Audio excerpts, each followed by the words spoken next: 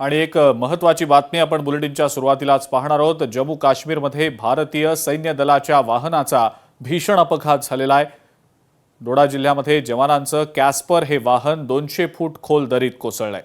या भीषण अपघातात 10 जवानांना वीरमरण आलेलं आहे, तर 12 जवान गंभीर जखमी झाल्याची माहिती मिळतेय।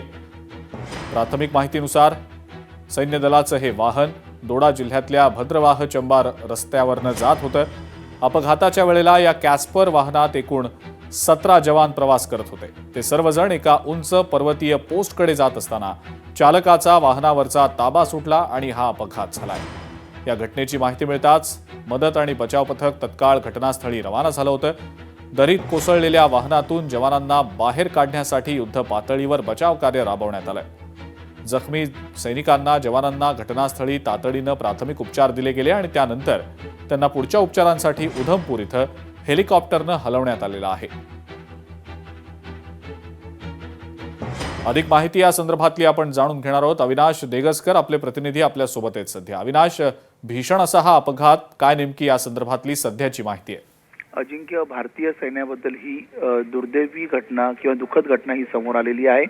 आज दुपारच्या सुमारास अशी माहिती कळते की जम्मू काश्मीरच्या डोडा जिल्ह्यात हा अपघात झालेला आहे। त्या लष्कराचं कॅस्पर हे सैन्य वाहन असतं, ते सुमारे 200 फूट दरीत कोसळलंय आणि यात अंदाजे 10 जवान शहीद झाल्याची माहिती आहे आणि 12 जवान जखमी झालेले आहेत आणि अजून काही हा आकडा वाढू शकतो अशी ही भीती व्यक्त करण्यात आलेली आहे।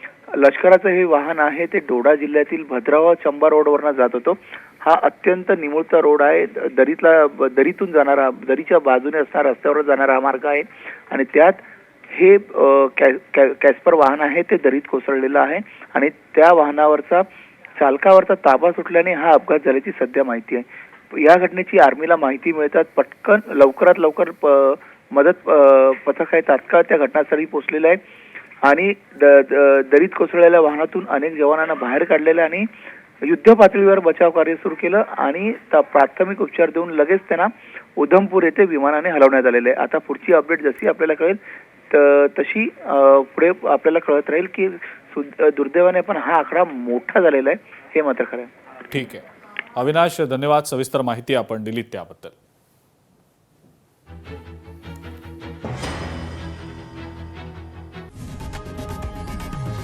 लोकशाही मराठी ऐका, पहा, जागरूक रहा।